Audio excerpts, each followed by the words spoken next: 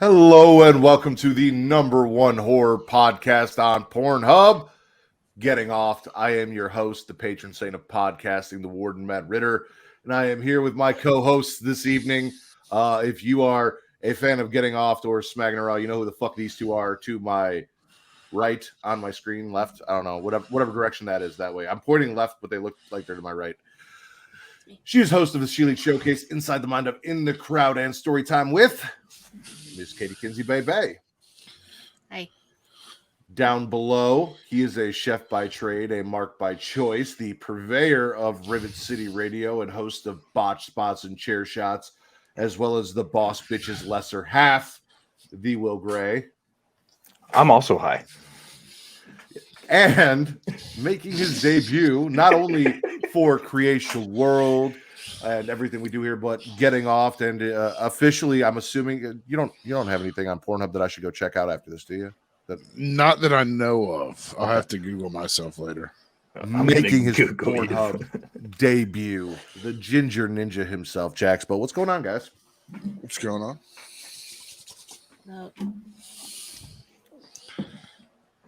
Nothing. I am also like Will. I am also high. Well, I don't know how much what you guys credit can't see is, even though Will put it in the chat, as soon as the intro plays, both Jaxpo and Will just immediately mouths to bongs as quick as they can. we see you guys. We see you guys. Yeah, I but made they it a don't point. see us.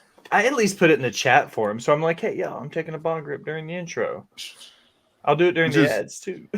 better than yesterday when Will just turned his camera off to take one real quick and then came back. I'm a gentleman. Like, oh, where will go? Yeah, well. If you guys are unaware by the title and the thumbnail and everything else that's going on here, they are very good at mouth things, both of them, from what I hear. Yeah. Still waiting to find out. Get my reputation somehow. We are here to talk The Conjuring, the entire franchise, The Nun, the Annabelles, the Conjurings, maybe even a little bit of the Curse of La Llorona, which I can actually say now because I used to fuck it up all the time. Oh, did I fuck it up again? I guess I did. That's okay. Well, I'll figure it out. You're doing your best. That's all that matters. That's all that matters. Well, we actually did this, or something kind of similar to this, on Botched Spots and Chair Shots. We did the Conjuring universe and horror movies and waffles. We've done what, 3 or 4 episodes maybe. But this was one of the ones we did, and it was a lot of fun. I'm excited for you to do it because it'd be like getting your high school diploma on my episode, but you guys are so much smarter than me. So it'll be me. See you guys. We do. Yeah. That's just the reality of it. I do wrestling and you do horror and wrestling. So it's like, yeah, I dabble and you master. Bait. Where do you guys, how do you guys want to go chronologically or in release order? Ooh, I'll let them decide. I'm just here for the ride. Like I said, I'm just here to make people laugh. Jax was the guest. He has to pick. Jax? Let's go chronologically. Chronologically, which means we are starting with The Nun, apropos because The Nun 2 dropped this weekend. Katie and I both went and saw it this weekend.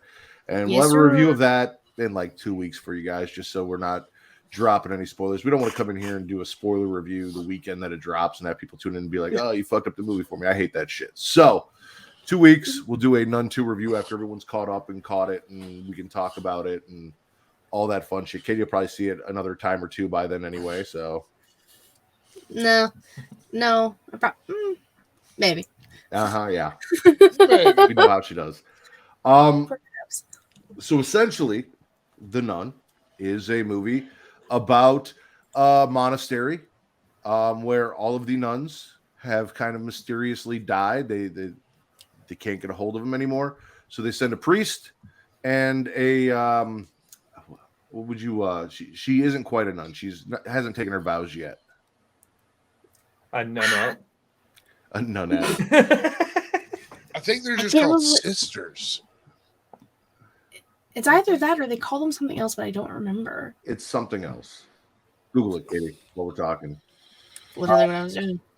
But they go there to investigate because they found a nun hanging outside the monastery via unaliving herself.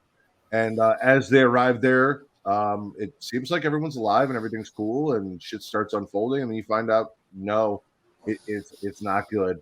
The demon Valak, or Balak, depending on how you want to pronounce it, was released during a bombing during one of the world wars. As the seal that kept her underground was cracked and she was released, drove the nuns to kill themselves and then started torturing Thaisa Farminga's character,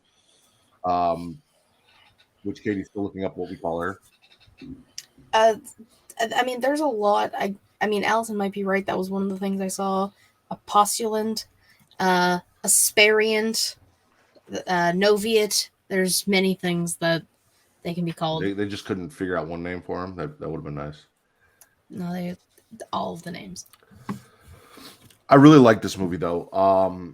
I really like the character of Valak, and we saw her, and we'll talk about it in Conjuring too. But I didn't feel like we got a lot of her or enough of her in that, and it's such a cool looking character, and also growing up around the Catholic Church and religion in general, and the tie-ins and everything like that are in this movie, and all that fun shit. I enjoyed the shit out of the Nun. Oh yeah, a lot of people didn't like it because it was too slow or too much lore, and to that I say, fuck you. It's a great movie. You just don't have patience. I didn't even think it was slow. Like, I really didn't. I feel like it's one of those movies that's one of the like because it's a big budget project, you know, it's coming from a major studio. It's not an indie film. People think it's cool to shit on it. Oh, it's not scary. It's not this, it's not that. Dude, Valak is frightening as fuck. Terrifying. Absolutely terrifying. I didn't like it over the first watch. I had to watch it twice before I actually kind of enjoyed it. Okay. I thought the Nun had more, I don't want to say more jump scares because that's probably not the right word for it, but it seemed like it was more forward facing horror than The Conjuring, where The Conjuring used a lot of the thriller and the ambiance to make you feel scared, whereas The Nun was a whole lot of just right there in your face. You know what I mean? It had a kind of a different twist on how horror was. And, sometimes I like it right there in my face. I know. Most of the time I like it right there in my face. That's just how I am. Is it bad that I haven't seen any of them? Well, I think I've seen the small bits and pieces of some of them. I mean, it's not bad, but I mean, if you are into horror movies or, you know, just you want to do something for spooky season, I definitely recommend checking out the franchise. Jax, you said it's one of the only horror franchises you really got into, right? Yeah, and it all spawned from Watchmen. Explain. Okay. I don't know his correct name, but the one that plays Ed also played the Watchmen. Yes. And I really fell in love. Yes. I fell in love with his acting through the Watchmen. I was like, this guy's a pretty good actor. What else is he in? And then one of my friends who I was dating at the time showed me Insidious. And so I was like, yeah, I still like his acting, but I don't really get the story behind it. So she's like, you have to check out The Conjuring. He's in everything.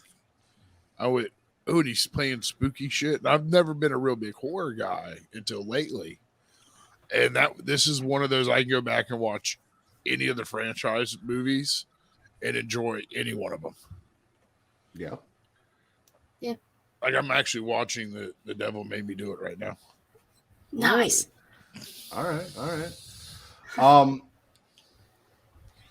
Like I said, I really enjoyed The Nun. There's some really cool jump scares. You have the blood of Christ being a relic in the monastery that they find, that they use. You have Frenchie, and this is there's a lot of tie-ins throughout this universe. Frenchie being one because, as we'll talk about in The Conjuring, there's a tiny little piece of The Conjuring where they are exorcising a demon from a farmer from France. It's Ed and Lorraine are giving a speech. Are you okay, Katie? Yeah, there's just police sirens outside. I was just muting myself. Ed and Lorraine are giving a speech at a college, and in the background, there's a video of them exorcising the demon, and they say it's a French farmer, which turns out to be Frenchie. We see him get possessed at the end of the movie and carry that upside-down cross on the back of his neck, which also leads into what we, Katie and I saw this weekend, and what you guys will be checking out when you go see The Nun 2. But just the fact that this demon is so powerful, it conjured an entire group of nuns in the monastery to fuck with her and test her faith. Being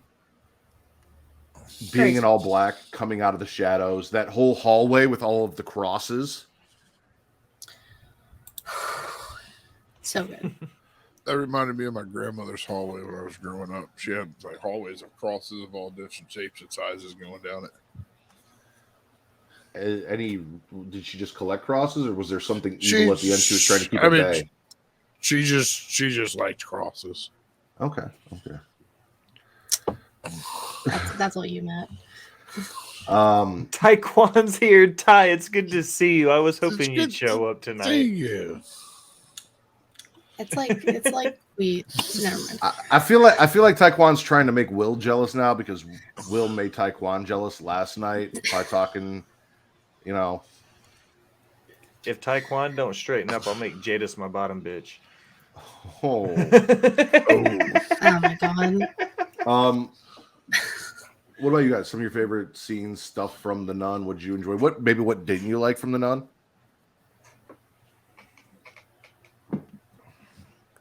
This may be my ignorance because of the series for not having seen The Nun too much. One of my big attachments to the whole franchise is Ed and Lorraine Warren, their story and what they've done. So that's probably why I didn't really get as invested in some of the spin-offs as I was the initial trio. So I have a theory on that. Like I said, our main character, played by Thaisa Farmiga, who is the younger sister of Vera Farmiga, I think at some point, some way, somehow, they are related, and there is a connection between the two. That's just a personal theory of mine. Also, why Valak kind of clung on to her into the future and came after her and Ed, and also the visions, passed down through the family, all of that thing. Because Lorraine is very spiritual, also sees visions, just like So I personally believe that, and I think this is just a far back kind of hey, where did this demon come from, and what was it doing, and why is it going after Lorraine? Here's why. But they never come out and say it. So I'm dense, Matt. I need them just to come out and say it. Well, earlier you said you didn't like it directly in your face as much, and now you're like, I need you to slap me with it a couple times before you stick it in. I'm indecisive, man. I'm a Scorpio or something. Mars is in the microwave. I don't get it. Fuck. The Earth is flat. All incorrect. Everything is incorrect. See, there's something I want to say, but it's in regards to Nun 2. It's I don't want to say it until I will come back to that in 2 weeks. Make a note so you don't forget. I will come back to that. I don't need to make a note. I'll remember. I have to kind of agree with Will. The Nun for me was just another add-on movie. It was the Ed and Lorraine Warren. It's the Warrens that got me invested in it. But I'm also one of those guys that likes to deep dive. So when I found, originally I didn't know the Nun was related to it. If they didn't say The Conjuring, I didn't know the difference. And so I was like, have you seen The Nun? I'm like, no. It's it's connected to The Conjuring. I went, I have to watch it now. Mm-hmm. Just, it's like I'm on this whole Star Wars deep dive. Now I'm watching Star Wars chronologically correctly. And it's the worst decision I've made in my entire life. We got some podcasts for you. Over at the I did that last year. God, it's so bad. See, I'm a lore person. When we talked Will and I have this conversation where, you know, Will is he's slowly turning to the dark side, but I'm much more in wrestling a character-based fan. I like the characters and all of that more so than I really care about the in-ring product. Not that I don't enjoy the in-ring product, it's just character work is more important to me. Same thing with horror movies. You know, it's the characters and the lore that I get sucked into more so than how scary it is or isn't, or you know, all of the things that people critique, you know, about like what is it saying? Is it something new and unique that we've never seen before, or is it some sort of you know, art house horror that is telling some sort of depicting the culture today and shit like that? Doesn't matter to me. Like, I like lore. I like bigger than life characters that I can, you know, get behind. The Michael Myers, the Jasons, the Valaks, all that. That's what does it for me. So the more lore you give me, the better off I am in a horror franchise. It's also why I'm kind of excited for the new Saw movie, because even though they called it Saw 10 and it's really Saw 1.5 or 2.5, we're getting more Jigsaw. We're going back, and I'm stoked for that. Oh my god, so excited. Do y'all think Ed and Lorraine are legit, or do you think they're liars? I was going to wait to bring this up when we get into the Conjuring section of the timeline to discuss some of this. So, because that was in my notes. While we're here, do you think they're liars, or do you think they're legit? I think there's three sides to every truth. My side, their side, and the truth. We talked about we've all heard that in phrases in passing, but I think here in this situation, it's more of like, how much faith do you put in their stories? Because even Ed and Lorraine Warren, who have said, okay, maybe we elaborated and we kind of made it a little bit more grandiose than what it was, there was still shit that happened. You know what I mean? All of these families were still involved, but it's just like, how much of the truth did we get from the Warrens, maybe? Okay. Katie?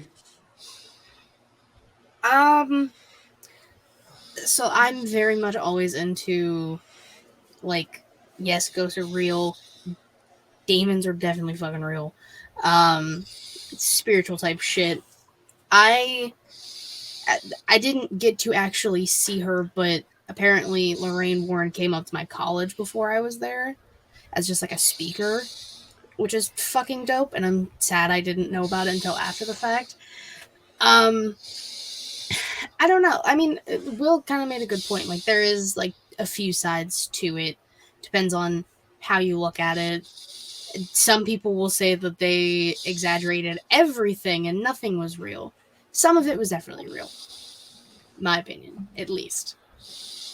I want to believe that they were legit in some capacity. That's kind of what I'm thinking too. Like, in my heart of hearts, I want it to be real. But having lived, and this is, you know, peeling back the curtain, as I like to say, having lived in a haunted house and been exposed to supernatural things, I know they're real because I've experienced them. So, like, I have a ghost at work. That's what I'm saying. There's so much, like, how much of what we got in Ed and Lorraine's stories were the real. You know what I mean? I think the question is they the exaggerate actual. everything. I was gonna say, I think the question Allison's asking is, do you think the actual real life people, Ed and Lorraine Warren, were legit in what they were doing, or were they liars? Because obviously the movies are based on exaggerated accounts of, you know, tried to make more entertaining of things that, you know, that has actually happened. But I'm personally on Team Katie here. We've talked about how I thought there was a ghost in this house when I first moved in, and I brought it to Michigan and I left it with a friend and it never came back. We talked about the shit that I used to see in the old house in Elgin, moving past the window that was on a side of a house that lights from cars could not hit and shit like that. Just because it was in between two houses and far enough down and all that shit. So I 100% believe in all of this. Jax? I believe I think some of the shit they said was like really happened. I mean, they made a living doing this. Enough people believed them. Well, yeah, but I mean, I think that's the debate is they made a living doing this, but were they really good con artists or were they legit doing something? Because I mean, you can look at religion the same way. There are churches who make millions of dollars doing things. And are they really doing the things that they're doing? Or are they just really good at convincing people to give them money and making them believe shit's happening? You know what I'm saying? Yeah.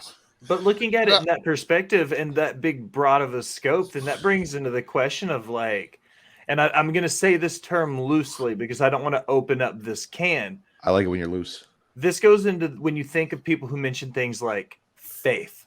You know what I mean? That word is very large and could encompass tons of stuff. So in the same regards that people have faith in their religion, do people have faith that Ed and Lorraine Warren lived and experienced these truths? Like they're versions of these truths. Like it's very applicable one to the other. I'm not Does that resonate with you, Katie? Fuck right off. Piece of shit. Not in front of guests, Matt. Sorry, I apologize. No, that's what I'm saying. Well, and actually faith is kind of a big thing. That literally Ed and Lorraine Warren are religious people. A lot of what they're doing, especially in these movies that we're going to talk about, is all faith-based, the exorcisms, things like that. Obviously, we just talked about an entire movie about nuns and convents and the blood of Jesus Christ in a little vial in a basement using to seal a demon away. Like faith is going to be a big part of this, and it is a very big, broad term. Next movie on the docket would be the prequel before the prequel, or no, the prequel to the prequel. So we had Annabelle, and then we had Annabelle Origin or Creation. Yeah, no, it was Annabelle and Annabelle Creation, and then Annabelle Comes Home. So Annabelle Creation is the prequel to the Annabelle story, which was a prequel to Annabelle being introduced in The Conjuring. So the prequel to the prequel, Annabelle Creation. Everybody following along? Are you all taking notes? I have the timeline open. Write out your timelines. Yeah. No, theoretically, I guess because if you look at the timeline chronologically, I hate when they do shit like this where they're like, you have to watch like this much of a movie, and then you go here, and then you watch this. Yeah, that's fucking. No, you just watch the fucking movies. First off, just The Nun, Annabelle Creation. The prequel. And I guess The Nun would be the prequel. Pre. The pre. I'd love to see this in a box set at Walmart. The prequel cubed. I would also love to see this in a box set at Walmart. So Annabelle Creation essentially tells us the story of more nuns, or at least a nun, and some young girls looking for a place to stay. They come to stay at a farmhouse with a man and his wife who is confined to her room. They went through something tragic. They had a daughter. This man was a doll maker. Their daughter got hit by a car. And something's just not right. Something's a little off in this house. Come to find out there is an evil spirit in the house. The doll that he had made for his daughter, whose name was Annabelle. They thought that their daughter was talking to him, and it turns out it was not their daughter, and they invited to come live in the doll because they wanted their daughter back, and they invited an evil spirit in to live in the doll, and then it fucked up mom, and now mom's hiding and bedridden, and then they invited, the good people that they are, they're like, you know what, let's bring kids into this. Let's let some kids come stay in our fucked up home. We locked it up in a closet and filled the closet full of Bible pages. Why not? No harm there. Makes perfect sense. So a nun and these kids come, and then obviously kids being kids, if you have children, no matter what you tell them not to do, they're going to do it anyway. They find their way into the room. They agitate and release the spirit, which then possesses one of the little girls. And that little girl then moves on to do some things that we're going to talk about coming up very soon. I actually liked Annabelle Creation more than I liked Annabelle. which we'll talk about. I was not a huge fan of That's the fair. original Annabelle movie. As a prequel and the kind of the way they did. I appreciated it more as I watched it more and more later, but this one I really liked the story in it. Finding out that this man made the doll, where the doll came from, even though the actual Annabelle doll is a Raggedy Ann doll. It's not the cool, creepy Porcelain doll thing. By the way, did I ever tell you guys that we had to redo a tread in my stairs at the house in Elgin before we sold it? And I had a Annabelle Living Dead doll, and I stuck it in the stair underneath the new tread. So if they ever rip the stairs out, they're just going to find the doll in the stairs. That's amazing. Priceless. Yeah. I want to That's do what that. you are, Menace. If we ever move out of here, I want to cut out some drywall and stick something inside the drywall so they'll find it later. I think that's genius. There's a lot going on over there. The chat has a mind of its own. I don't know who Hideo Kojima is. I feel like it's a combination of two people. White kids do everything, though. If you pay attention, it's always white kids fucking some shit up. We talked about this. I have a regular occurrence via some social media platform where I try to pop Matt with crazy white people shit. Mm-hmm. Just normal. What'd you guys think of Annabelle Creation, though? Loved it. Like the story, getting more lore as to what Annabelle is, how Annabelle was created, the like plot twist at the end, because like obviously we'll talk about Annabelle, that movie, but seeing what how the little girl became how she was to the thing we see, incredible. Like that's not what I expected at the end of that movie at all. So it's just like it was just a good way to tie everything like back up to the beginning. Now, this didn't have Ed and Lorraine in it, Will, so... I like a good origin story. Okay. Unless it's for Valak. Look, the Nun just didn't do it for me. I watched it, and I barely remember. I definitely didn't see the Nun in theaters. You know what I mean? Annabelle, the Annabelle creation, when they go into the doll maker making the doll, you would almost think, okay, this is, just a fucking doll. The story and everything that goes into it with the little girl is like, looking at it, seeing the timeline here is like, huh. These guys were really smart. Because the onions and the layers you get in the story, and it's like they add a little bit every time. So the doll, and then the return of the nuns, and then does it happen at the end of Annabelle, or is it in the Conjuring with the home invasion at the end of it? And it kind of like you start seeing it all pieced together. So the home invasion happens in Annabelle, but then they tie it back in Annabelle Creation. But the actual home invasion part happens in Annabelle the movie. Okay. But then because it was a prequel to the prequel, they're like, oh, hey, by the way, if you haven't caught on yet, if we haven't given you enough, this is this person. Yeah, that's what I was saying. That's what I liked about it. See, that's what I mean. You guys are a lot smarter than me. So I can start saying what I'm doing, and Matt's like, oh, I speak Will. This is what he means. Like, but I like how they have the layers in this story. In wrestling, we call it long-term storytelling. It's like talking about what Kenny Omega did in the fan fiction in Japan 12 years ago before he got to AEW. And it's like them giving us this backstory is cool because I enjoy the layers in the storytelling. Even if it's not Anna Lorraine Warren, it's still kind of cool to see Annabelle coming up, like where it came from. Mm-hmm. Jax? I enjoyed it. This one was... because I'm like, well, I like a good origin. Like I wanted to know what they were fighting and like where it came from, kind of thing. So I was real intrigued with both of the Annabelle movies. Did anyone think, out of curiosity, that Janice was going to be the one that got possessed and not. Okay, so I'm not the only Yep. one. Because I was sitting there the whole time, and when it was, what was it, B?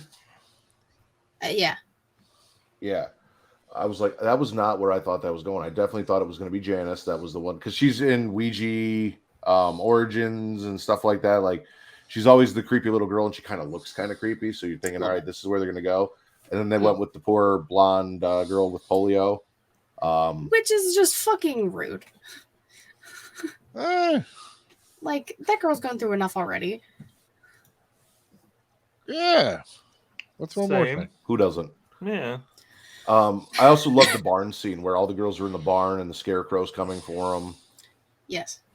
Because they were talking about that. They were mean as, like, the older girls were mean as shit, but that's the case in every one of these fucking movies. There's always a couple older girls who think that, you know, they're better, prettier, always meaner, picking on poor handicapped children for no reason. Not every movie, but yeah. Every movie, every single one ever made. Okay, you're right.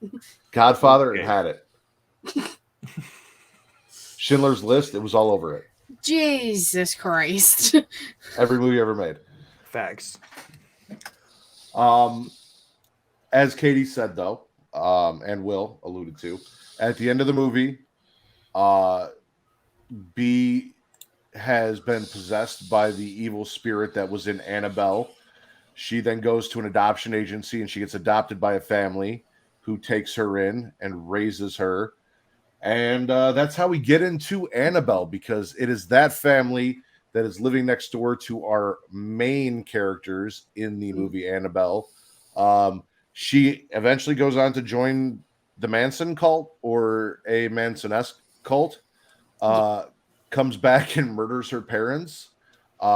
Breaks into the house that our main characters are living in with, you know, the pregnant, the wife and baby. The husband went and got her an Annabelle doll, the Annabelle doll. But at this point, the doll is not possessed because the demon has moved from the doll into B, who is going by Annabelle, their daughter.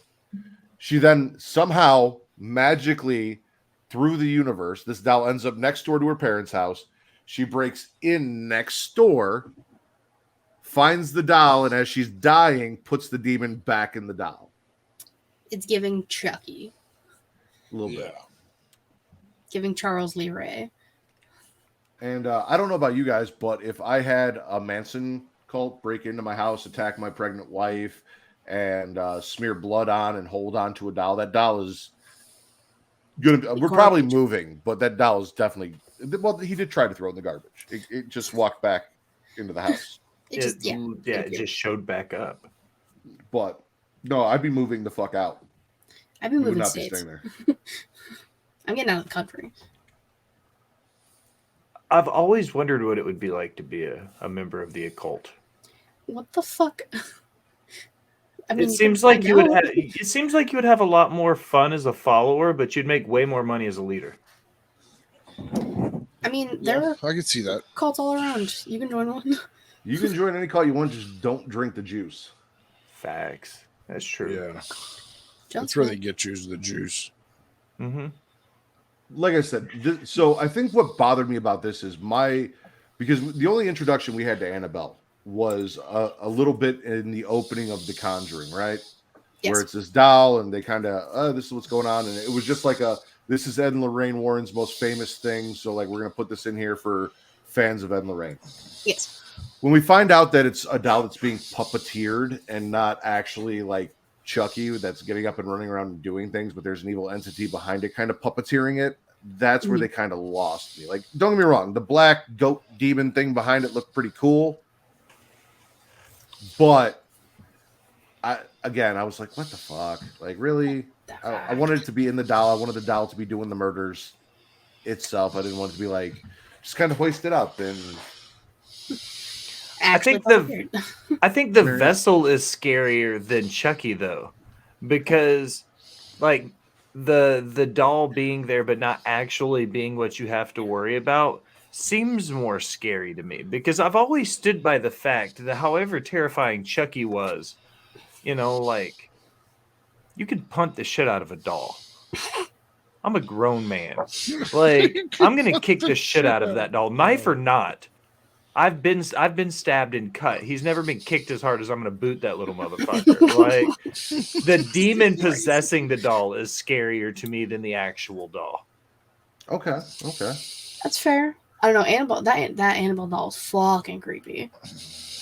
The actual Annabelle doll in real life is scarier than the one in the movie, in my opinion. Mm. I don't know. Raggedy Ann doll is just so cute looking. To me, that one specifically, though, looks like it wants to steal your lunch money. Because it does. She'll take your lunch money. The porcelain doll will steal your soul. Swallow your soul.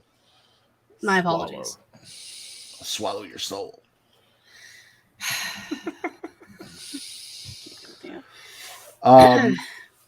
They do end up moving, but only after like a house fire almost kills her while she's pregnant with a baby.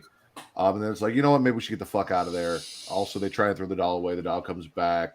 But they bring that fucked up doll into the new apartment, and it's there, and shit's happening. Mia has her baby. John is constantly just never home or around because, dad, he's a doctor. But excuses. Yes. Listen, I'm not giving out excuses. Luckily, there's a nice old black lady at the bookstore that's taking care of her and worried about her and realizes she's in some fucked up shit.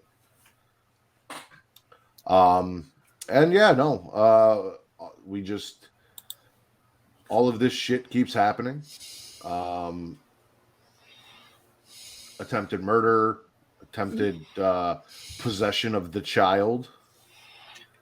Got to put the demon in the baby. And how does the movie end, Katie? Oh God, I haven't seen actual Annabelle in so long. Hold on. There's a window. Oh, yeah. Well, the sweet nice lady who was taking care of Mia sacrifices herself for Mia and takes the doll with her, and because she lost her child a while ago, and that's also why she has a bond with Mia and the baby, whose the name I don't remember. So that's why she. Important. Nobody cares about kids. Fuck them kids. Fuck them kids. So she sacrifices herself at the end and whoosh, on the cement outside the apartment. Whoa. But does not kill the doll. Doll gets away, ends up with some nursing students for some reason, is writing them sweet little love notes. Ed and Lorraine get called, and it gets stuck in a case for the rest of its life. Well, for the most part. So, Will, you enjoyed the lore here. You enjoyed the evil demonic presence behind it more so than the doll. Katie, what's scarier to you, dolls or demons puppeteering dolls? I mean, in this case, I think just the doll itself, because like I said, that doll is fucking creepy to look at. But in other cases, other movies that have possessed dolls, it's probably the entity. But I would say this series, it's just that doll, that little fucker. She's creepy. Jax? Yeah, no, the doll's creepy as fuck. I hate porcelain dolls. My mom used to have some in our stairwell back in our the first house that I really grew up in, and I remember the eyes would watch you as you go upstairs. So me and my sister would always pull the hats down over the porcelain dolls' faces. Mm-hmm. Yeah, we had porcelain. Me and my sister shared a room for the longest time, and we had a few porcelain dolls, and I would just look at them. I'd be I know you're watching me, and I don't like it. Do you physically talk to them? I said it all in my head. No, but they could still hear you. Oh yeah, they definitely heard me. Yeah, no, they knew what was up. Yes, I said swallow. We spit and swallow a lot, Tommy. That's kind of what we do here on Pornhub. Lots of spitting, lots of swallowing. A little bit of DP from the DP boys.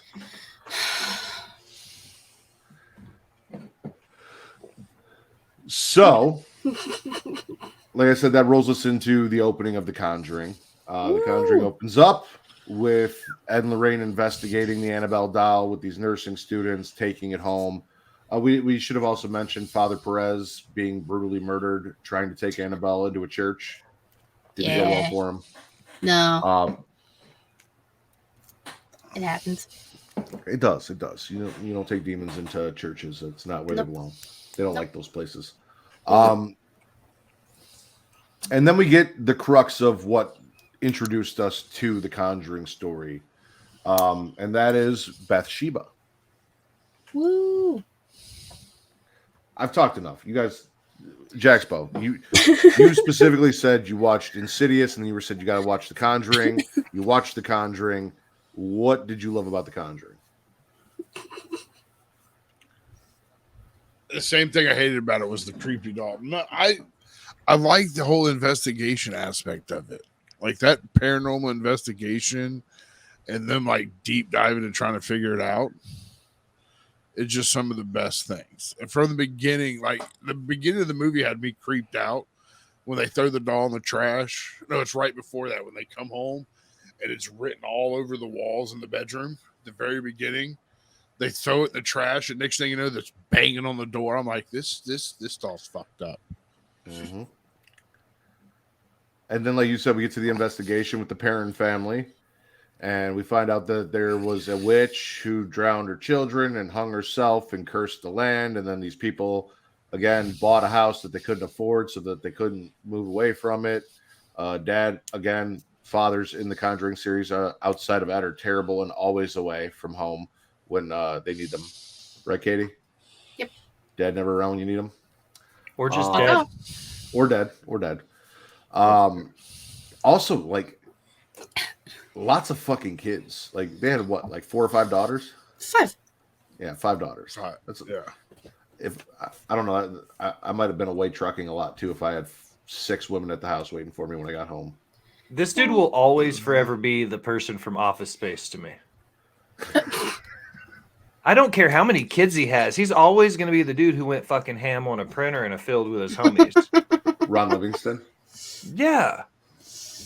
Like, I'm sorry. And correct me if I'm wrong, Matt, you're going to be the brains behind the operation and know this. Is The Conjuring the same story as Amityville Horror, or is it a different story altogether? Different story altogether. So actually, they touch a little bit, a very little bit on Amityville Horror in the beginning of The Conjuring 2. Okay. But we don't actually ever get the Ed and Lorraine Warren version of what happened in Amityville. Mm-hmm. Different franchise. Different franchise. Ryan Reynolds. Sure. And that's also kind of the one that really legitimacy. One more time. So that's also kind of the where they got involved and media got involved, and then people really started questioning Ed and Lorraine was them going in and dealing with, because of the court case and everything that came with Amityville. Yep. And people really were like, I think these guys are on some bullshit because they're saying something real here. We don't think something real happened here, and that's where a lot of that came in. But which they talked about in the second one. Yep. There's a history of people living on this land, the mothers going crazy and murdering their children. Because that was the witch Bathsheba's thing when she cursed the land. My favorite part of this movie is when you see Lily, the mom, start to transform into Bathsheba, because like we'll see Bathsheba in her natural form, like above the armoire in the girls' room, looking down on them, jumping down to attack them. But you start seeing her face change. And that's like, as she's slowly being taken over and Bathsheba's coming out in her, and she's already... I'm sorry, it was Carolyn. Lily is the actress. Lily, already interesting looking as is, and then you start adding in that evil look to her. The thing that really hooked me also was the actual exorcism in the basement. Yes. With the sheet and fantastic. Random fact. Did you know Ed Warren was one of like 3 people to not be a Catholic priest to be like ordained by the church to do exorcisms? Like in history, and of all the people who have ever breathed on this earth in existence to be able to do exorcisms who weren't a Catholic priest, Ed Warren was one of like 3 to ever be able to do it. Sounds about right. So it goes back to that whole, like, whether he's a hoax or a con artist or not, there was some truth to what he did. The Catholic Church doesn't just give out those. Like, you can't just take a seminar and be like, okay, I'm an exorcist now. Like, that's not how that works. So there has to be... I can't sign up online for it? No, that's not the same thing as being... I mean, I'm sure you can take an exorcism course. However, to be officially ordained by the Catholic Church, I think you need a little more than just an online degree. Yeah. Maybe just a little bit. Oh, Alexis is here from Down for the Count, and she said total con artist.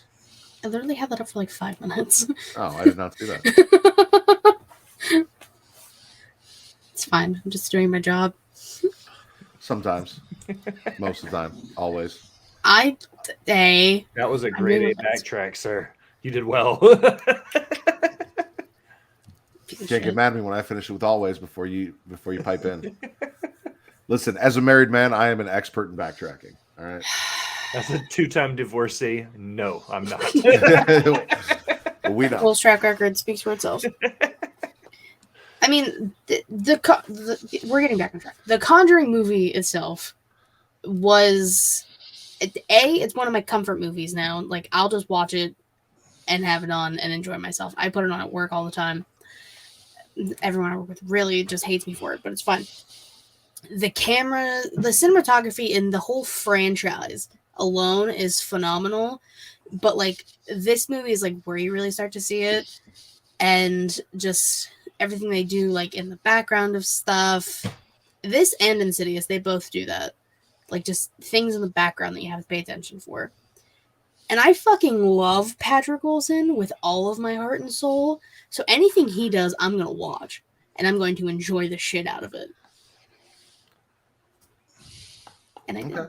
Yeah, agreed. I think it's this one where they show like the tracking shots where they'll go from one room in the house and they'll go upstairs and they'll go through the whole house as they do it. It's very Wes Anderson, but I fucking love those style of where it's one continuous shot throughout the whole scene versus chopping it and splicing it together. So just kind of echoing there a little bit with what Katie was saying.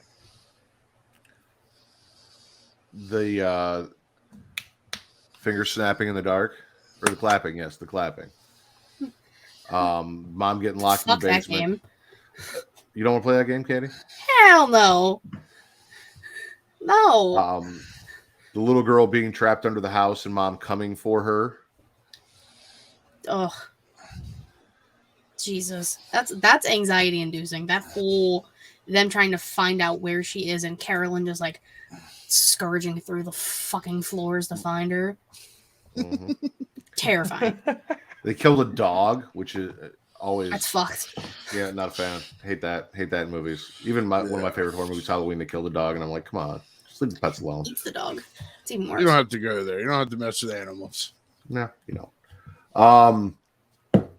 They end up exorcising her. Like I said, the exorcism is one of the cooler exorcisms that I've seen in a movie, too, with the chair levitating and the sheet and everyone getting thrown the fuck around and all of that. Shotguns going off. That's why you never bring cops to an exorcism. He was a cool cop, at least. At least he wasn't like a dick cop. Well, we don't know him like that. He could be. Yeah. He was fine. Oh, he was fine in a house full of white people, Katie. That's what I meant. We don't. In this scenario, he was fine. I don't know this man's track record outside of that. That's all I'm saying. In this scenario, he was fine. He actually helped. But no, obviously, this was the first movie that was released for the franchise. I really enjoyed the shit out of it. For real, fuck them kids.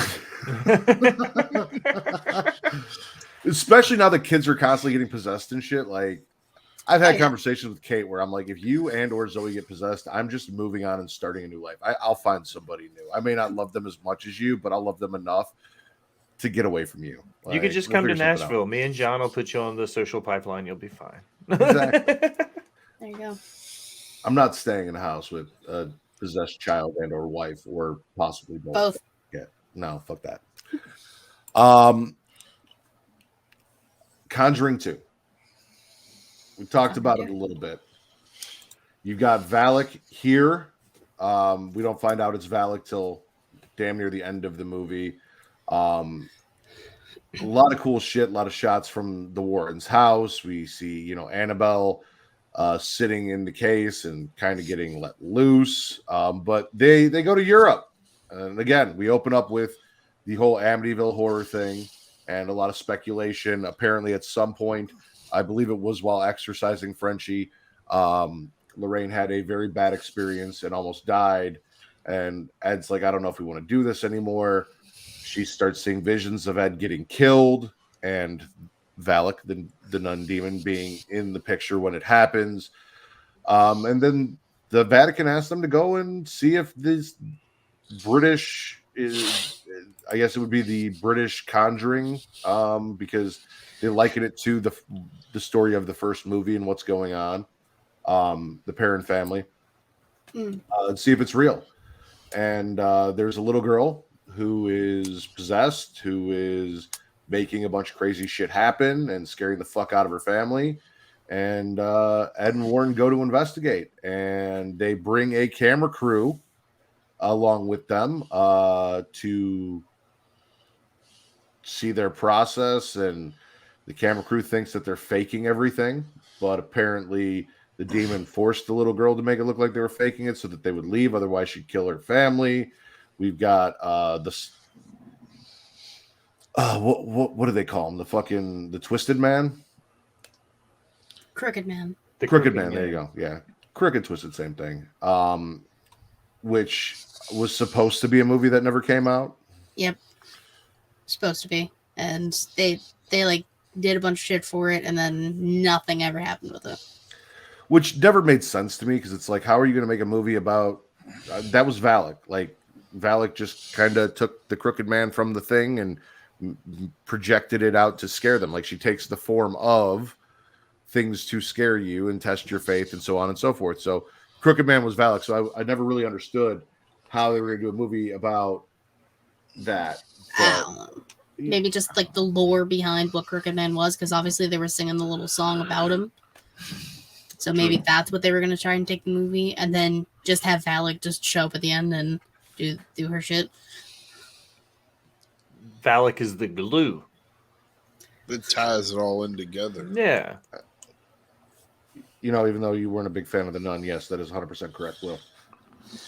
The Conjuring 2, there's one thing to take away here, guys, that's most important, and it's a canon and vit for both horror movies and waffles and Getting Offed, is that ghosts obviously are relative to time zones. Here we go. Because this is a perfect example of that, because it's spooky season in England.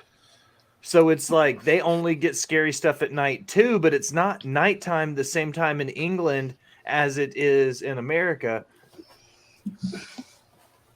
So this proves our theory that ghosts are relative to whatever time zone they're in.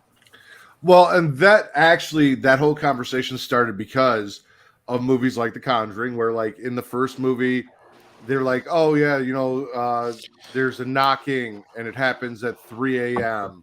And they always talk about 3 a.m. being like the witching hour, the devil's hour. And it's like, yeah, but 3 a.m. in Chicago is not 3 a.m. in New York or Vegas or California. So like, whose 3 a.m. are they on? Mm-hmm. That's what I need to know. Like, how do the ghosts know that it's 3 a.m. in the time zone that they're at? Is there a universal 3 a.m. time zone? Because everyone always says it's 3 a.m. wherever the fuck they are. But like, if you're from New York and you travel to Europe and you die in Europe and you haven't adjusted to the time change yet, like 3 a.m. for you might be whatever the fuck it is in Europe. Like, what is like 6 p.m.? You don't know. Theoretically speaking, if ghosts are only out at 3 a.m. and they were to start traveling 3 a.m., okay? And then they start traveling backwards. Could they travel quick enough to where they're always present just by constantly traveling? They could get on a fucking cruise ship. Ghost Ship is a movie. Yeah. Ghost Where the Ship is a ghost could movie. always be out because it's always 3 a.m. because they could just you see what I mean? Where I'm going with this? See? You picking up what I'm bringing on? Yeah. Also, we get a little bit of Ed and Lorraine's love story and their background here in The Conjuring 2. However, apparently Ed's a big Elvis fan, and he sings an Elvis song to the girls on his guitar. It is how my wife convinced me to let that be the song of our first dance at our wedding, was because it was in The Conjuring 2, and that was the only reason I was like, yeah, okay, we can do Elvis at the wedding. And it's again, it's Patrick Wilson singing it, and that man can fucking sing. He was in Phantom of the Opera. That's my favorite movie. So, just saying. Really? Phantom of the Opera? Yeah, the movie in God, it was like 2005. Beautiful singing voice. They're on a train. They're leaving. They're going home.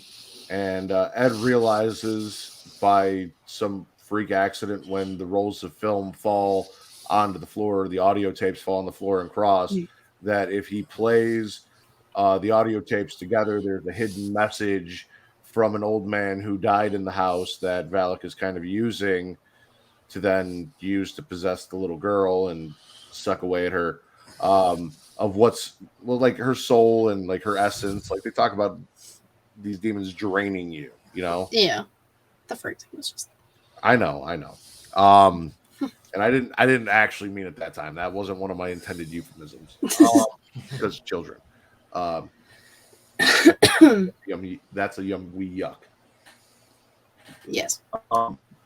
Anyway, so they go back to make the save, and it all sets up that vision that Lorraine had of Ed dying, the lightning strike in the tree, and Ed hanging out the window and falling and getting speared. Lorraine is trying to remember what the fucking demon's name is because she knows she knew it from one of her visions, and she carved it into her Bible. Reads her Bible, says the name. And honestly, the first time I saw this, I thought it was a very anticlimactic ending. Because we saw The Conjuring, we saw like the whole exorcism and all of that. I was expecting something of that magnitude. And when Lorraine finally gets in the room and just uses the demon's name to control it and say, get the fuck out of here. You got to leave now because I know your name and you're my bitch now. Like she's fucking Rhea Ripley.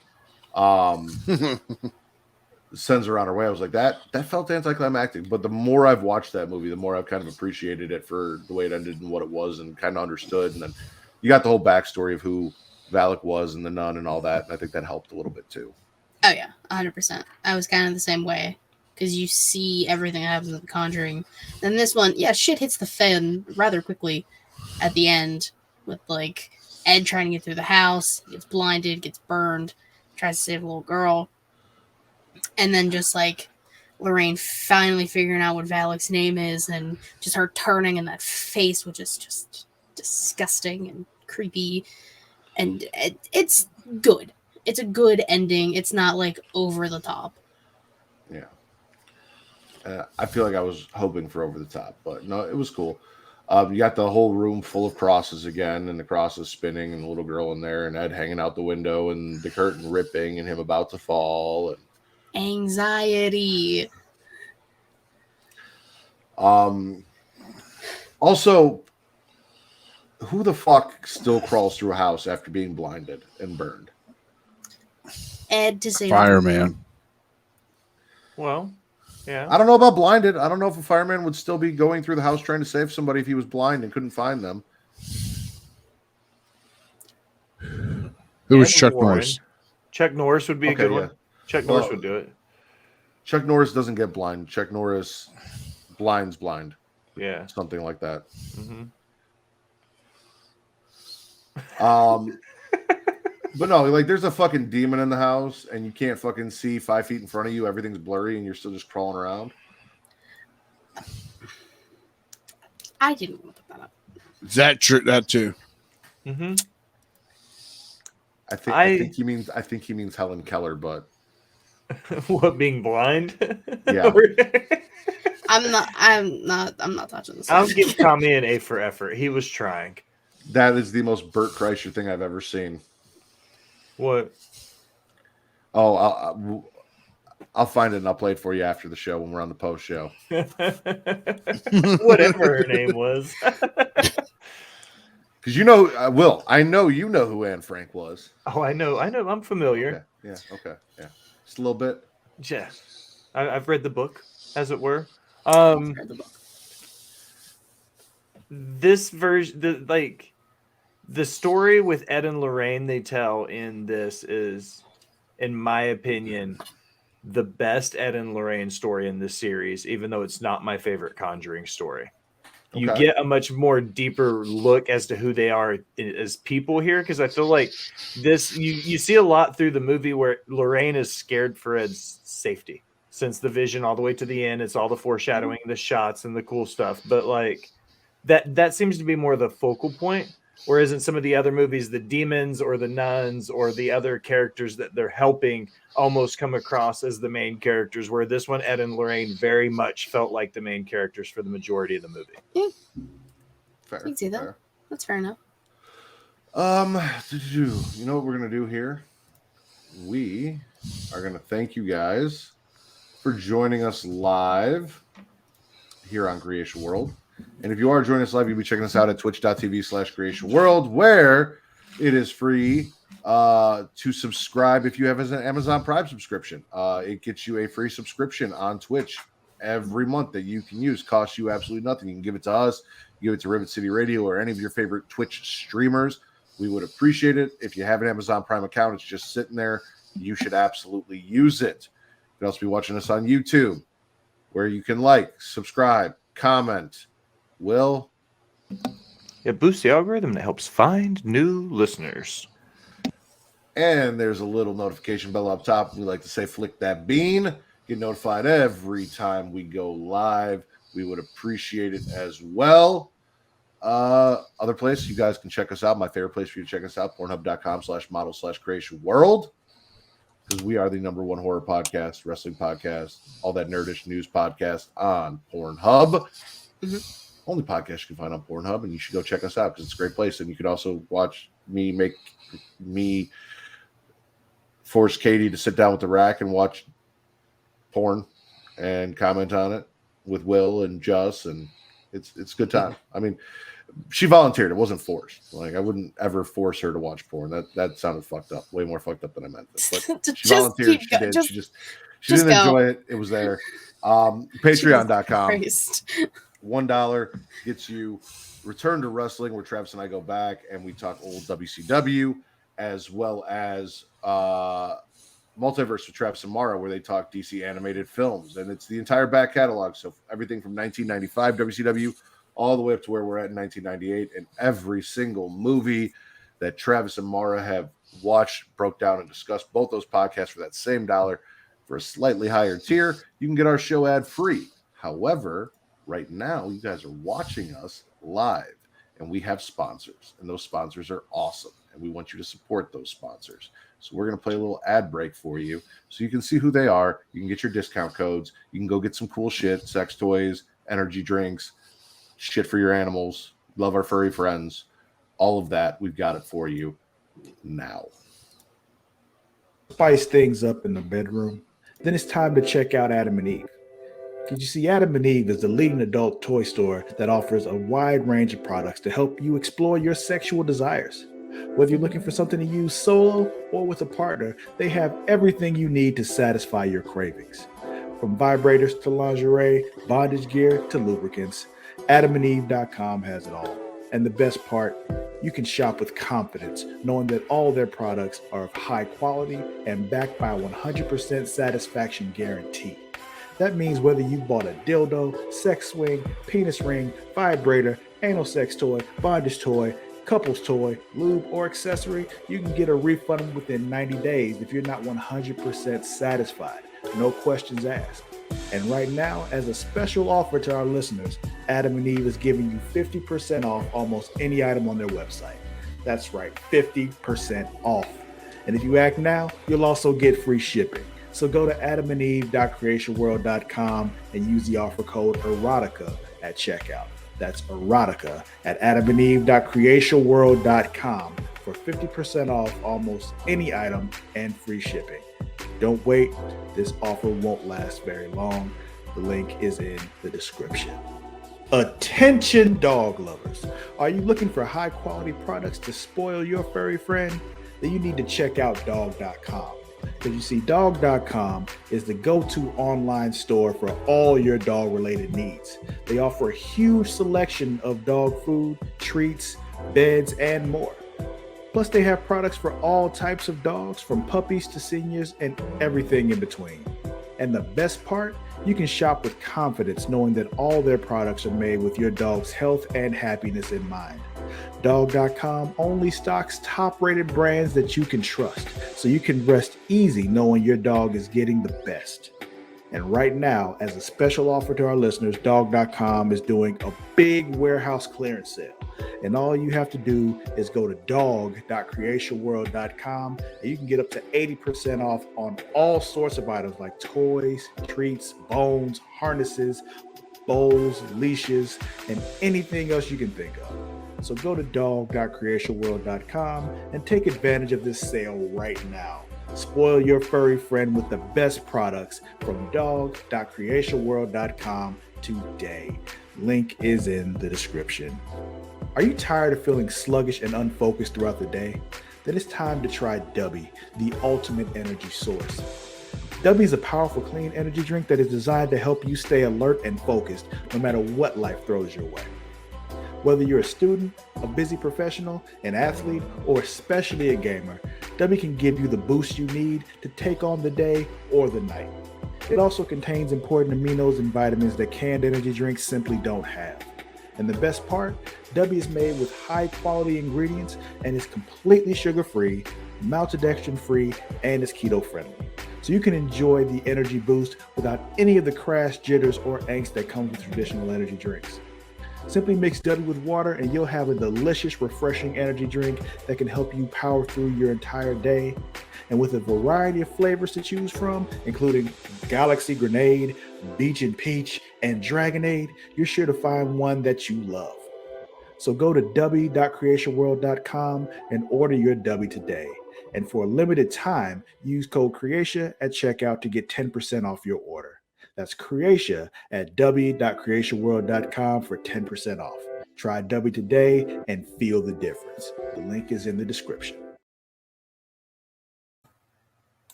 Okay, so I don't know where Matt went. I don't He care where vanished. Matt went. Why don't you care where Matt went? Because Why? it's been like a month since I've seen the rack. Don't bring up their name. Have you met him, Jax?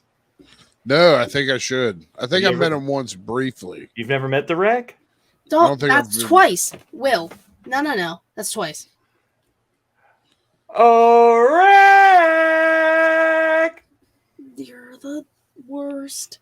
Oh, son of a bitch. This is awesome. You're. It's the rack. It's. The rack is muted though. The rack is muted. The rack is unmuted. Listen, I was listening to this podcast and it was boring as shit. You needed me an hour ago. That idiot Matt Ritter doesn't know how to host the fucking podcast. This is terrible. I am here to save the day. I have got this. Will, thank you for saying my name 3 times and calling me from the abyss that is that porn-filled, disgusting place known as Matt Ritter's mind. Jacksbo, how are you doing? I'm doing fantastic. How are you That doing? is good. Katie, how are you doing? Did you miss me? Oh, yeah. I did.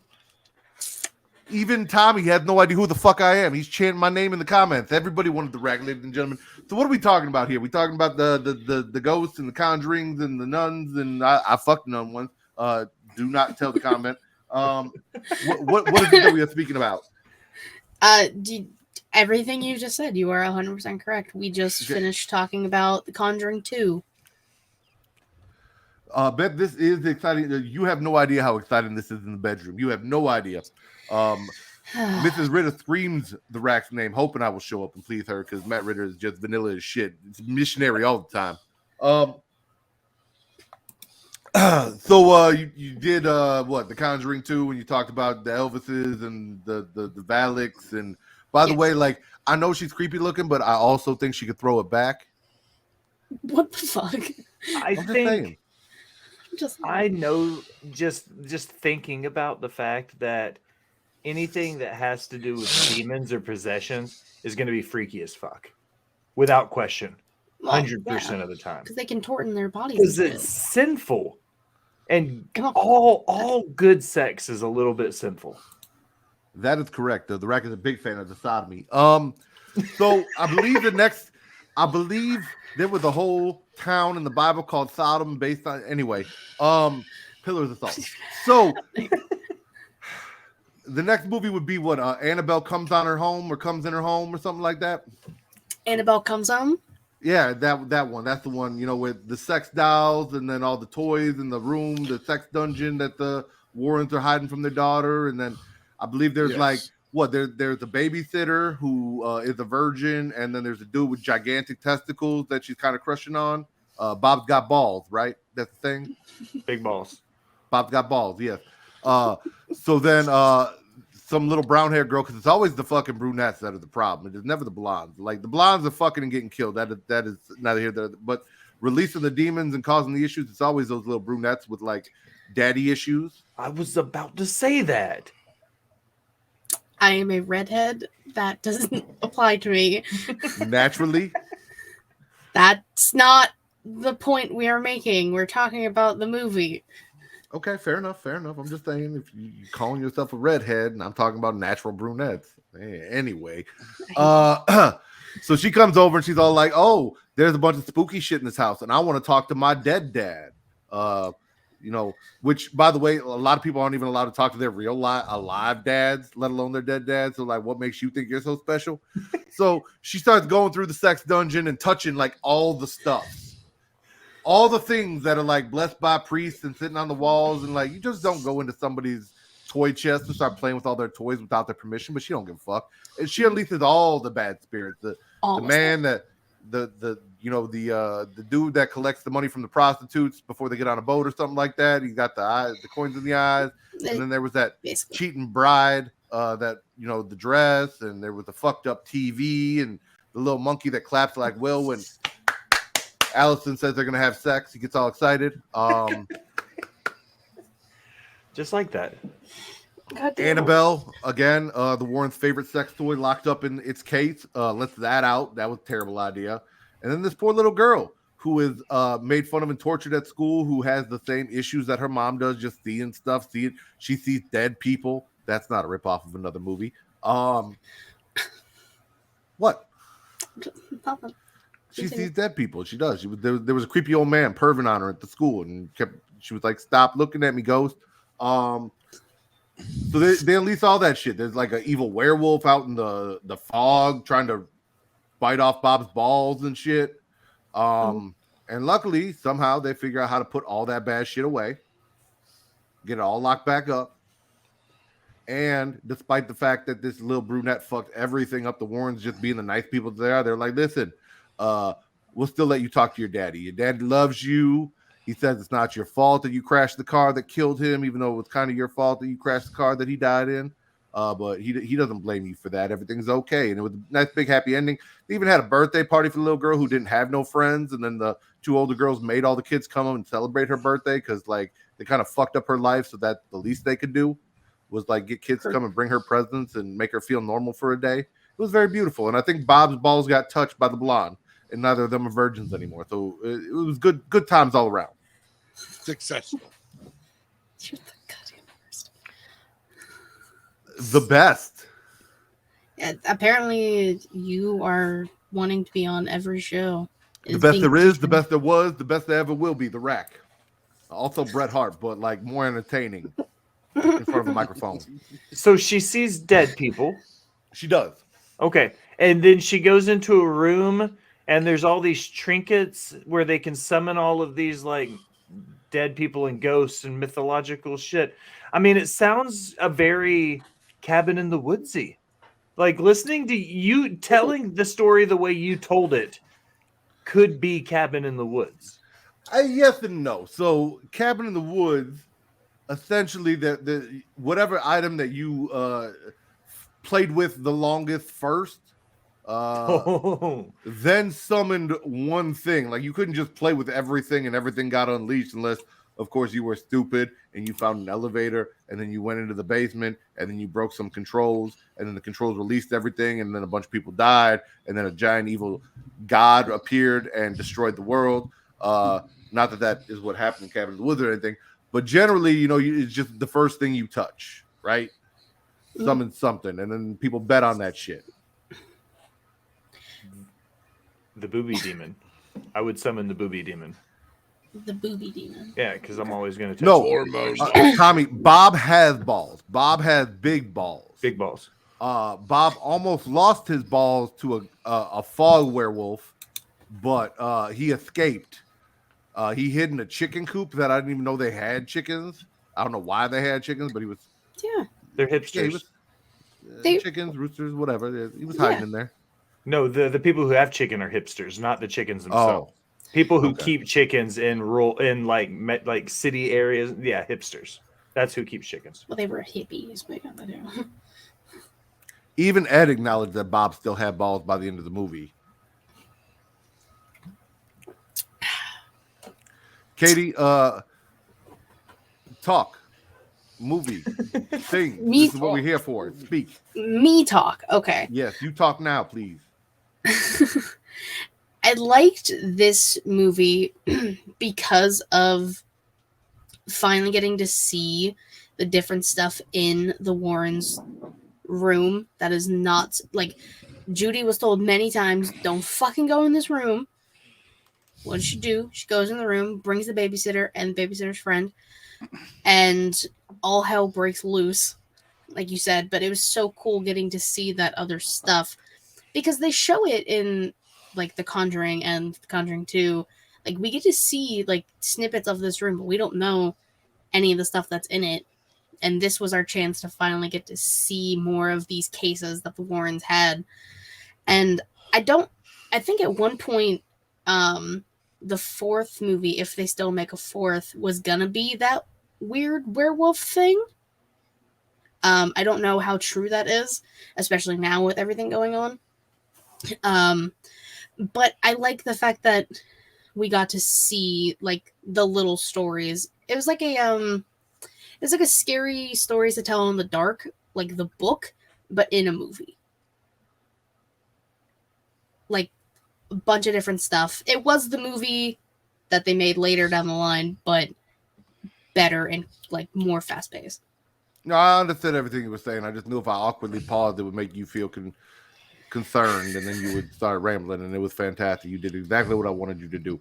No, you are correct. That is the thing that I enjoyed about this. Also, this is like the one Conjuring movie that idiot Matt Ritter, his wife, that sexy woman upstairs, Kate, was like terrified to watch and did not want to sit through for some reason. I don't know what it was about this one, but she's like, yeah, no, fuck this. I'm also pretty sure this is that idiot Matt Ritter's favorite in the series too. The little girl, fantastic actress. Always got a thing for a brunette that breaks the rules and does stupid shit with daddy issues. I mean, we love brunettes with daddy issues. They're our favorite people. And Bob's got balls. Like who doesn't love Bob's balls? I love Bob's balls. There you go. Historically speaking, almost all Bobs in cinema and TV have always had big balls. Is that a fact? I do love that the two of you heard Will say that dumb shit and then both like looked up at the ceiling to think about it. Like, how many Bobs do I know in cinema with big balls? Yeah. I was just trying to think of characters like named Bob. Stranger Things. Well, that's Sean Astin, of course. Samwise Gamgee got big balls. We already knew that, though. Full House. Mm-hmm. What? Well, I mean, Bob Saget. The actor was Bob Saget. That was the actor. That was Danny. Danny. That's why I was confused. However, to pop out those three little women, you get decent sized balls, I would assume. Above average. Yeah. You didn't see Uncle Jesse with 3 girls? No, Uncle- No, he had not. 2 boys. Yeah. Eventually. And they were twins. He had to pop them out at the same time. He wasn't knocking them out like Danny was. Okay. I mean, statistically speaking, that means Jesse only had sex once. That means Danny had sex at least twice, 3 times. three Three times. 3 times, 3 kids. Yep. And Joey just never had sex, unless it was No. with one of those puppets. A lot of Nice. puppet sex. Can we just talk about this movie, please? Jacksbo, thoughts on Annabelle coming on her face in the Comes home? home. Yes, that one. I had to piggyback off. And it seeing all the little trinkets and getting to, and it was almost like I wanted to be the girl. Because if you tell me not to touch something, I'm going to touch it. Jack, do not touch my penis. Now I have to touch it. That's how this works. I'm going to find a particular set of skills. I'm going to find you. Taekwondo is going to be very upset he left for this part of the show. He should have stayed. He would have loved this part. This is all Very Taekwondo. upset. But no, Katie said's right. It finally gave us that glimpse into their other past and present little trinkets they've had. You can kind of like almost envision like the samurai suit. Like, where the fuck do you get one of them? That would be cool. Probably Japan. So at one point they had to go to Japan. Or they went somebody to London. from Japan brought it to the USA and then fucked up shit started happening. That is a strong possibility too. You could have Right. samurai suits shipped to America, swords and all sorts of things. I didn't say all that now, Tommy. But now that Tommy has put it out there, that is not a bad option. I mean, you look like a man who likes a good Italian sausage. Yeah. As long as it's ketchup. I like ketchup. Fair enough. I'm not into blood play, but you do you. So Katie, question: what of all of the toys that brunette girl play with? What is the one? Where Will? We lost Will. He is just a circle now. I guess he won't answer this question. What is the one that you'd like to see a movie about the most? Oh. I'll keep an eye on it if he pops back up. I don't know. The Bride kind of intrigued me. So maybe that one. But also like I'm really into like mythology and stuff. So like when you have to cross the river Styx and then you get the coins on the eyes and like that kind of stuff, that intrigues me so much. So I'd really like to see their take on that. So one of those two, I'd be okay with any of them, but one of those two for now. Okay, Jacksbo. I would have to say the wedding dress would be the coolest one. Like, because you could hide like a real weird love story in there somehow. Okay. For me, it would be the Mr. Feely game, the one where you stick your body parts in the holes and hands come out and touch you, where you're looking for things and trying to figure out what is in the box. That is the one I want to know more about. That's not surprising. It is like a glory hole game for children. Oh, I don't think we gotta say all that. That's what it is. You know, there are holes. You stick body parts in there, and you try and figure out what you're feeling and what's on the other side. And then clearly there are hands and other things on the other side waiting for you to stick your stuff in there. The Mr. Feely game. Will, you know what I'm talking about? Absolutely, I do. A glory hole. You're going to put your parts inside of it. Tommy is 100%. I guarantee, just from the 2 seconds that I've known him, very familiar with the glory holes. Tommy's seen a glory hole in his day. I would definitely say so. He's the one that works Probably at the strip up club close. and fell out of his chair, correct? Yes. That's yes, Tommy. that is Tommy. Yeah. I heard about that guy. Will, of all of the little trinkets that were touched and played with, what is the one that you want a movie about the most? I'm going to have to go with the samurai suit since Jax brought it up. I think ghosts and ninja warriors and samurais sound like a lot of fun. To be I honest, I was surprised because I thought that was where Jack. He looks like a man that has an Asian fetish, but apparently his fetish for bridals is higher than his fetish for samurai suits. So he went with the bride. The bride? The wedding dress. That's a good. No, that's a solid pick. What has gone farther than you would have thought? I believe the story of him falling. Oh yes. You know, Yeah. I haven't. It's going on TikTok very soon, so it goes viral. See, Tommy, here's the thing. There was this subathon, right? And that idiot Matt Ritter was there. And what you need to know about the Riq is the Riq lives inside Matt Ritter. He just sits inside his head, and like everything Matt Ritter sees plays inside that giant dome of his, like a giant movie theater. So I see everything he sees. And they played the video of you falling out of your chair on the subathon for that idiot Matt Ritter. So then I saw it. I knew it happened. All right. So we talked. Annabelle comes in her home. I guess next would be The Conjuring 3. What did you say the title of that one was, Jack Spo, since you are watching it right now? That is The Devil Made Me Do It. That is what I tell all of the women's and men's that I sleep with.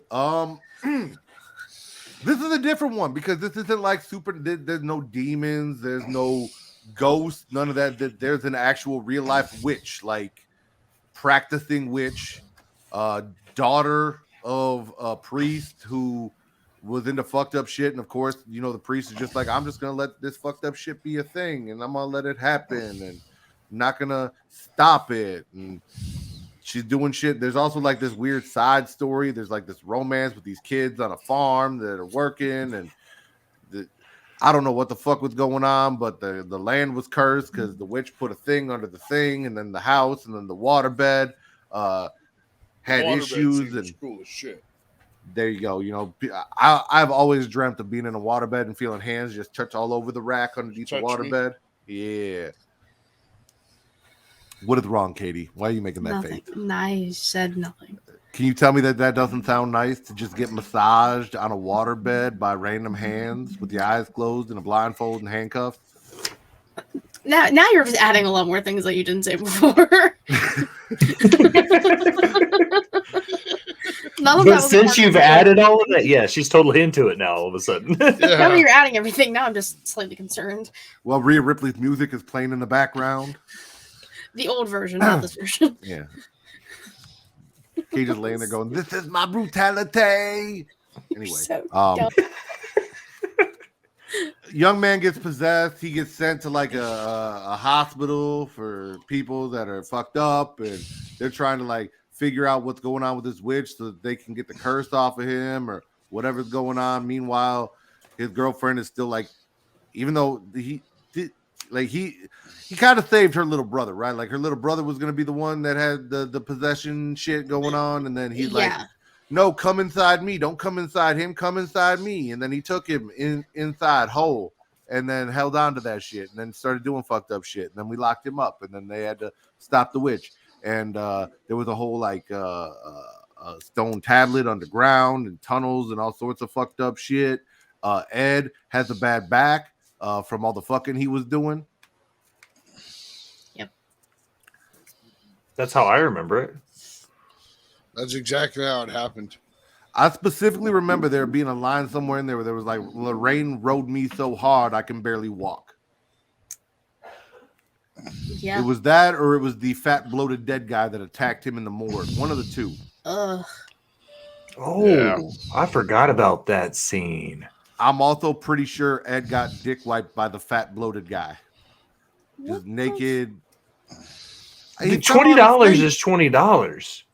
If anybody understands that, the rack does. That is correct. The rack will do a lot for $5. You don't need 20. Anyway.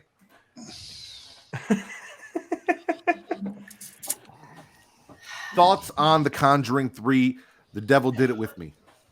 That's not the title. It was The Devil Did It In Me. That's also not the title. What is the title, Katie? Oh, well, you want to try? I'm not nearly as creative as you and Jax. Okay, so Rack, have you played video games?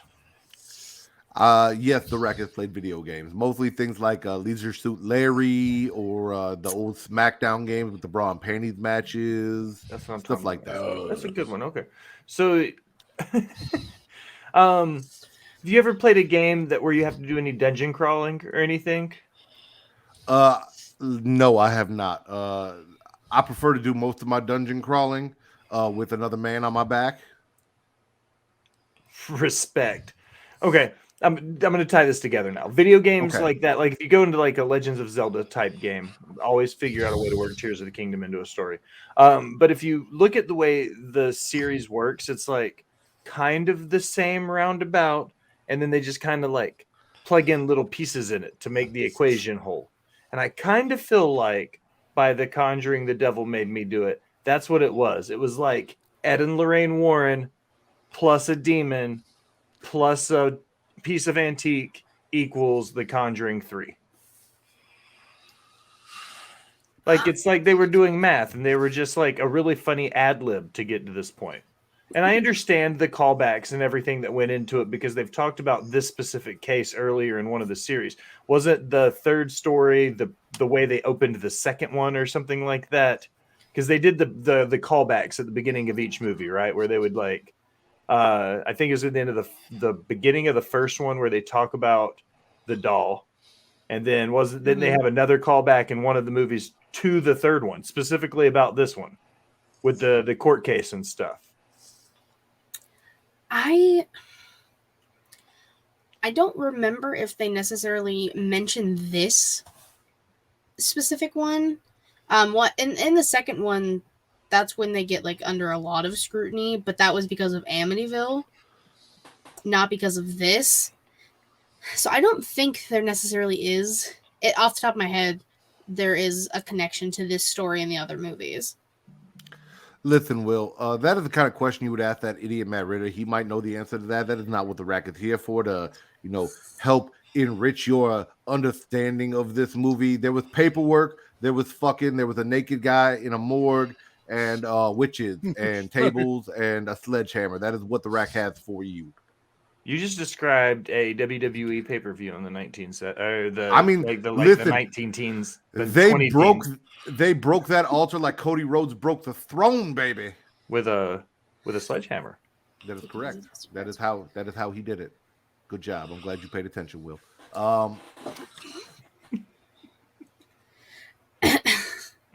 Is it more scary for like the demon to be the bad guy, or was it more scary to have the real life witch doing the things?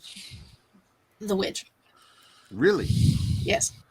I'll fuck with witches, especially because she was hiding fucking hex bags all over the goddamn place, like possessing Ed with all of that. The reason that Arnie gets possessed in the first place, and why the other kid, or maybe the other kid's name is Arnie, I don't remember, but the teenager ends up getting the demon inside of him. She's the cause of all of that. Shut up. And like that scares me more, because like that is just like a normal person doing very, very fucked up shit and wanting to watch the world burn, essentially. Okay, fair enough. Alexis, are you still here? Because I know you did do a little bit of the witchcraft there. So curious as to your insights on The Conjuring 3 and your thoughts about the witches and the things and the hex bags and all the nonsense that they went through. How do you say the name of the other movie, Katie, that had really nothing to do except for like one character from the Conjuring series, which was a Hispanic priest? Oh, The Curse of La Llorona. La Llorona? Yeah, basically. You were La Llorona? I'm just letting it happen. Yeah. La. The Curse of Lala. Okay, Curse of Lala. Unless Jack Bo, you just watched the movie. You got anything you want to talk about that you were not paying attention to as it was playing in the background? I think I've covered that all. I will be full clear. I have not seen The Curse of Lollipop. The Curse of Lollipops. It's one of those movies where if you don't watch it, like you're not like like the Rack said, there is one character that is in another Conjuring movie, and that's the tie-in, basically. That and the necklace. However, Lala is a famous Hispanic folktale about a woman coming for the children's because she lost her children, kind of like Bathsheba, but not quite like Bathsheba, because Bathsheba was also a witch in the witch trials, and the same but different. There's a lot of water involved with Lala and what she does. I can't. And then swim. Mary Elizabeth Winstead was in this one, and we love us some her. Mary Elizabeth Winstead. So she did some things. There was a priest that was in some other movies that showed up here, and he was helping them. And people's children were at risk because it is The Conjuring, and somehow every time there are demons, people's children are at risk because them kids fuck around and find out. But yeah, no, this is the most side story movie in the franchise, of a movie full of side stories, I guess, because everything else kind of ties into the main franchise except for this one. Yeah, basically. Like, I've only seen this movie once. I wasn't even really like the biggest fan. I do like the story of it because I have heard of that story before. Like, and because it is, like, you're right, it is a real, like, thing that people believe in. So, like, that kind of stuff I like looking into after the fact. But yeah, it really is just like the priest and the necklace, which I think you do see. I can't remember which Conjuring movie, but you do see it in their trinket room. I'm like 90% sure. So it's almost like a trinket movie. Kind of. Okay. I mean, every movie is technically a trinket movie, Jacksbo. If you have not picked up on this, the doll is a trinket. The Annabelle comes on the face. It's full of trinkets. The whole room is just filled with trinkets. That's a good point. In the bigger picture of things. Every movie they take a trinket. They're like, oh, this trinket is fucked up. I'm gonna take this with us. Mm-hmm. It's like the serial killers and their trophies. Only the Warrens do it with, supernatural shit. Yep. So you got a necklace, and you got Lala, and you got a priest, and it equals a Conjuring movie, right? Yes. Okay, so I was kind of right. The only things you need for it to be a Conjuring movie, ladies and gentlemen, is a trinket, a priest, and a demon, and a woman trying to murder children.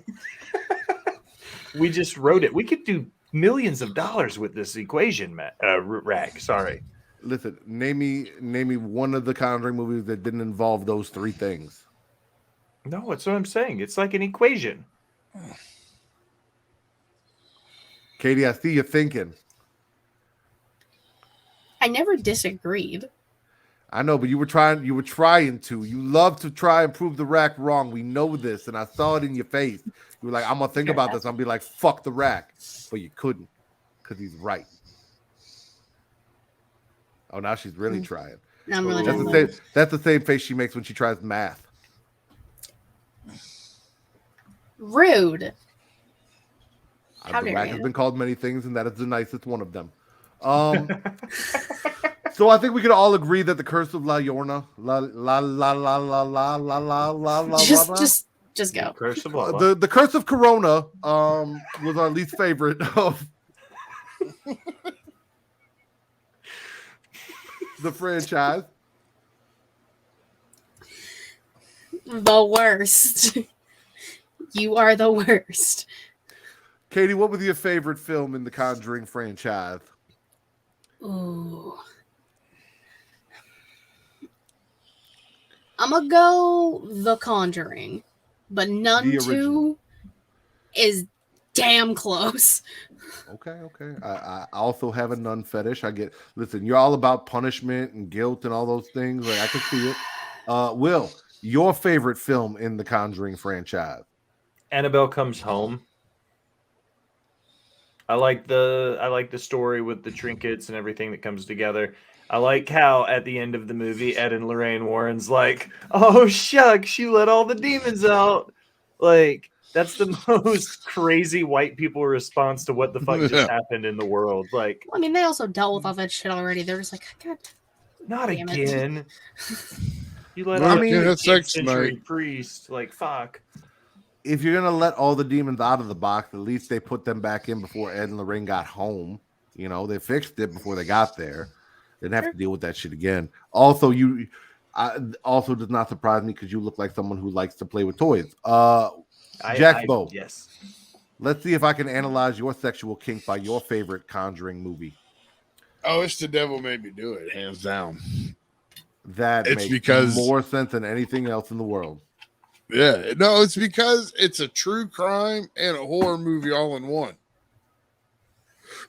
It's a true crime and a horror movie all in one. You also look like a man that likes excuses. I do like excuses. No, officer, I was not masturbating. The devil made me do it. It was not of my choice. Anything to get off. I'm sorry. I'm sorry. I'm in the laundry with my penis out. I will put it away. The Rack. I'm sorry, Katie. What was that? I was gonna ask, what is the Rack's favorite movie? The Rack's favorite movie is The Nun, just because of my religious fetish. But that idiot Matt Ritter would agree with Will because he also really likes to play with toys. That it would be Annabelle Comes on My Face. Not the title. It's close. Annabelle Comes at Home. Just comes home. You sure there's no at in there? Nah, I'm 100% sure. I'm gonna have to check that. I wonder if there's a porn parody of Annabelle Comes Home called Annabelle Comes at Home. Rule 34. Now, see, we ain't gotta do all that. We absolutely got to do all that, Katie. No. Annabelle Could you Fox. just imagine? Listen, let's run down this rabbit hole. We got a little bit of time. So we have a porn parody of Annabelle Comes at Home called Annabelle Comes at Home. You know, name it the exact same thing as the movie, but instead, the Warrens are sex therapists or sex experts, and they have a sex dungeon full of a bunch of toys and everything like that. And they're trying to keep people away from that because they don't want them to know about all of their kinks. And then they like go away for a weekend or something like that, and they have a house sitter, and the house sitter's lesbian girlfriend comes over, but the house sitter is bisexual like Katie, so she also likes boys with big balls like Bob. And then the kinky little brunette goes in the room and starts playing with all the toys and fucking herself all sorts of silly ways and shit, including their blow-up sex doll that is in a case that is like and then Bob comes over and Bob's all jealous because like crazy lesbian sex and he wants to get in on it, and it's the whole thing. But then they clean everything and they put it away before the Warrens come home and catch them. Like that would be the perfect porn parody for this. Am I not correct? If this ends up being a thing and you just described it perfectly, I'm done. I am done. Would you watch that movie? I don't know. Who would you cast? 100% chance. Who would you cast as Ed and Lorraine Warren in a porn parody? I still want Patrick Wilson regardless. Did you say Matthew McConaughey? He did. In a porn? I guess we would have to have some supernatural aspects. So maybe like they're supernatural sex therapists who collect like haunted dildos and things like that. And then as they're fucking each other with all the sex toys and the cuffs and everything, like different demons come out and pleasure them or something like that. Something along those lines. But I think we have a concept here for a great movie. There you go. Johnny Sins and Danny Daniels. You want to look up the Johnny Sins? The Patrick Wilson, Katie? Okay. Johnny Sins and Danny Daniels. Would you like to look up a picture of Johnny Sins to see if you think he would suitably replace your Patrick Wilson in the movie? Sure. I just hope that when you pull it up, it's just not his penis, that you actually see his face. Because she's going to be like, that's a nice dick.